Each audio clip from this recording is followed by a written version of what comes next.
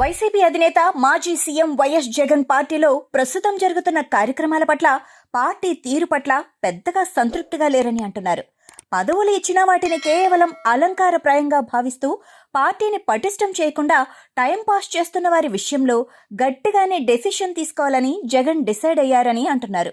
పార్టీని యాక్టివ్ చేయటమే లక్ష్యంగా చేసుకుని ఎంతటి కఠిన నిర్ణయమైనా తీసుకోవాలని ఆయన భావిస్తున్నారని అంటున్నారు. వైసీపీ ఓటమి తర్వాత ఈ రోజుకి ఇంకా చతికిలపడి ఉండటం, చాలా చోట్ల నాయకులు దూకుడు చేయకపోవటం, కేడర్తో కలిసి ఉండకపోవటం, భరోసా ఇచ్చే ప్రయత్నాలు చేయకపోవటం వంటివి అన్ని జగన్ దృష్టిలో ఉన్నాయని అంటున్నారు. పార్టీని పూర్తి స్థాయిలో ప్రక్షాళన చేయాలని జగన్ బలంగానే నిర్ణయించుకున్నారని కూడా అంటున్నారు. ముఖ్యంగా ప్రతి అసెంబ్లీ నియోజకవర్గంలో ఇన్ఛార్జీల పనితీరు మీదనే ఆయన ఇటీవల కాలంలో ఫుల్ ఫోకస్ పెట్టారని కూడా అంటున్నారు. చాలా చోట్ల ఇన్ఛార్జీల పనితీరు మీద పెద్ద ఎత్తున ఫిర్యాదులు వస్తున్నాయని అంటున్నారు. కేడర్తో మమేకం కాకపోవటం, పార్టీ గురించి పెద్దగా పట్టించుకోకపోవటం వంటి వాటి మీద జగన్ సీరియస్గానే ఉన్నారు. ఇక 2024 ఎన్నికల ముందు దాదాపుగా 80 దాకా అసెంబ్లీ నియోజకవర్గాలలో సిట్టింగ్ ఎమ్మెల్యేలను అటు నుంచి ఇటు, ఇటు నుంచి అటు మార్చేశారు. ఒక విధంగా భారీ ప్రయోగం చేశారు. దానివల్ల పార్టీకి లాభం లేకపోగా ఇంకా ఇబ్బంది ఏర్పడింది.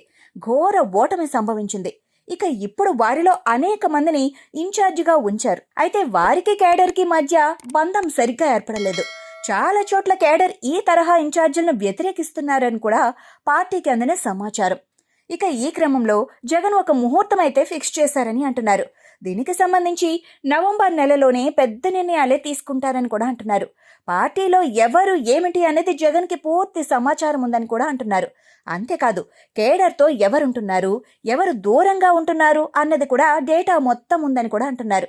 దాంతో ఇవన్నీ పరిగణలోకి తీసుకుంటూ చాలా చోట్ల చురుకుగా పనిచేసే వారికి ఇన్ఛార్జి పదవులు ఇస్తారని కూడా అంటున్నారు.